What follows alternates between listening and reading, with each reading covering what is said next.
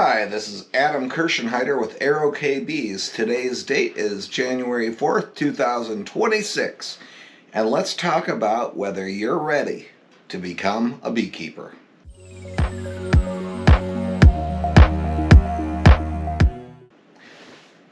Alright, so let's put it this way. Let's say for Christmas morning you got a great gift from your husband or wife. You got a beginner beekeeper kit. Maybe you got a one box that had a bottom board, a lid, and 10 frames, and you're like, ooh, I am ready to become a beekeeper. Well, before you dive right in, before you run out of your return to the store period, I'd like to talk to you about whether you're ready to become a beekeeper.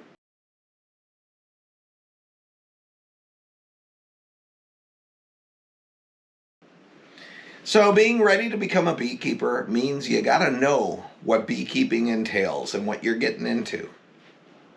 In order to start beekeeping, I would say on an average, most people spend about $750 to $1,000 on one hive. And most beekeepers recommend that you do 2 hives when you're getting started. 2 hives is a good number because if you have a problem, you have another hive to help you. So keep that in mind. Your beginning cost is going to be pretty high. You're like, well, I'm looking online and I see this beginning beekeeper kit and it's only $150 and it includes 3 boxes and that seems like not too bad. Well, you got to remember also that you have to get bees. You have to get equipment like a smoker and a bee jacket and gloves and all of those things, hive tools, and it adds up. So keep that in mind. So with beekeeping, maybe you had an uncle or something that used to be a beekeeper back in the early 80s. He said, oh, beekeeping, you're going to love that gift. Well, maybe. Maybe you will. I love beekeeping, but it's not the same thing that it was back then. People who used to beekeep back in the 70s and 80s have no idea what it's like to keep bees today. It's a lot more difficult. That was before some of the worst parasites and disease really reared their ugly head in the United States. So I'm in Michigan here, and we are... pretty much every hive you have has a pretty horrible parasite called the Varroa destructor, but that's too much for the first video. Also, your uncle who is into beekeeping, he's like, oh yeah, you just get those bees, you throw them in, they make honey, you sell the honey, couldn't be better. And it's to some extent true. I sell my honey and I make a little bit of money at it, but it's kind of like hunting. I do a little bit of hunting and people are like, oh, free meat. Well, all the guns and all of the hunting equipment and ammunition and licenses, it's not quite as free as you would think. So keep that in mind. Beyond that, there is the unavoidable, will I get stung? And even if you show the greatest precautions, you will get stung. I keep 75-ish hives right now, and when I go out to work bees, I'm often working 30 in a day, and I get stung a bunch. I try not to wear gloves when I'm working, and if I wore gloves I would get stung less, but you're going to run into hives that are abnormally ornery, and they will find ways to get through your equipment to sting you. If you're allergic to bees, I would tell you should probably find another hobby. Enjoy the honey. Buy it from a local seller because that's the best honey there is. But beekeeping might not be for you if you're allergic. It could kill you. Now, another consideration with beekeeping is how am I going to learn how to do this hobby? Well, there's a lot of good stuff on the internet. I know a lot of people criticize people on the internet, and it's true, I have seen some pretty silly things on the internet, but there are a lot of good YouTubers, and even though I joined a bee club and I took a little bee class at the beginning, I've learned most of what I've learned online, and I learn new things all the time, and I'm always trying new things that I pick up from people online, and it's pretty fascinating. So that, whether you can get the know-how, is pretty easy. One of the first things you might want to do, though, is contact your local bee club. Here in Michigan, there's a resource that lists all of the bee clubs in the whole state.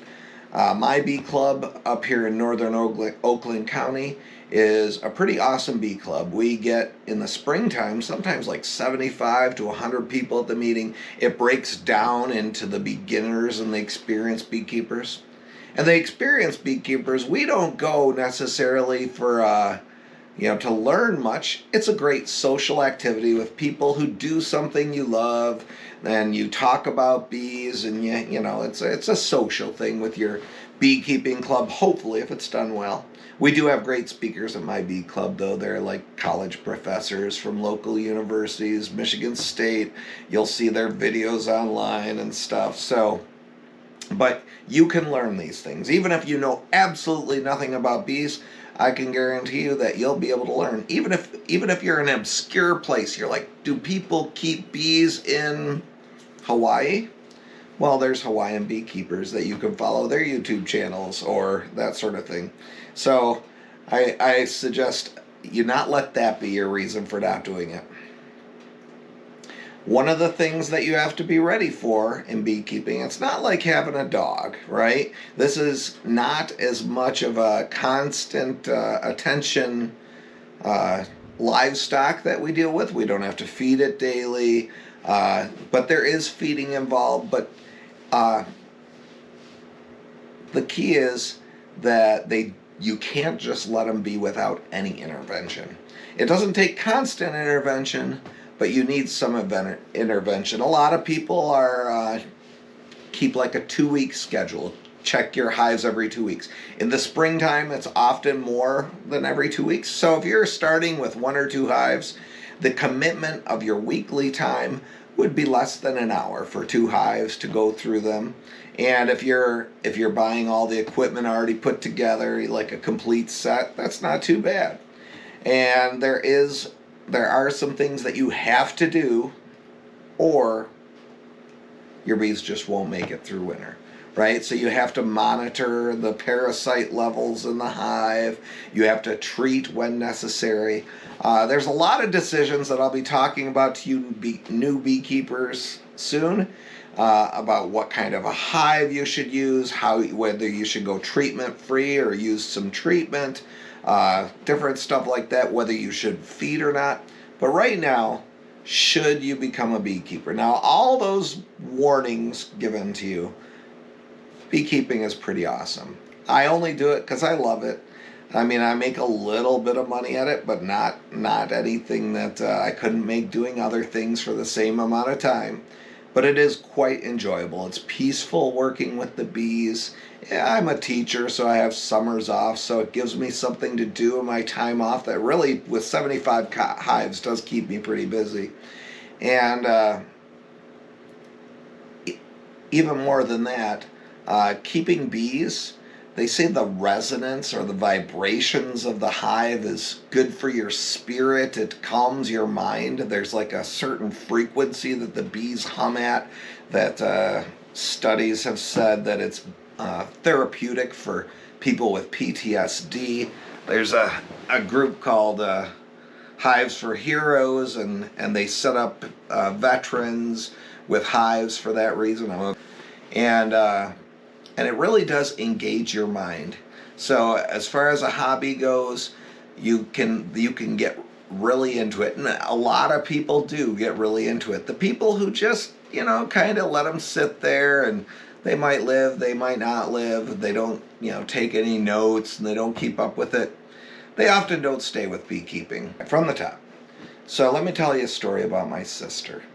She had come over to Michigan several times, and she'd check out my bees. She really enjoyed it, but she was busy. She didn't have time for beekeeping, and it does take time if you want to do it well. And finally, after she finished her nurse practitioner degree, she said, I think I'm ready to get bees. So encouraged by that, I went to Missouri to help her set up in the early spring. I had built her equipment that I brought to her, and we installed bees into the equipment in Missouri. And this was just this past spring. And she was hooked. From that one hive she started with, I brought a swarm trap as well. She then caught a swarm, and then she actually split that first hive.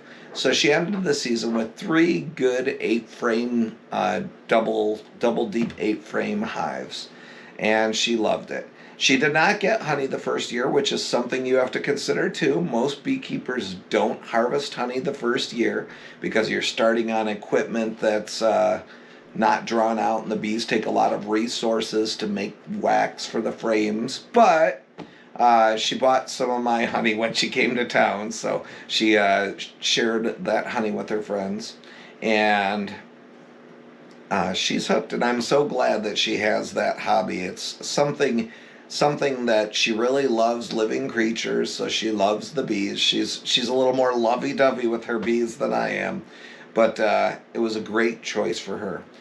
But is it a great choice for everyone? No, it's not. Not everyone is meant to be a beekeeper.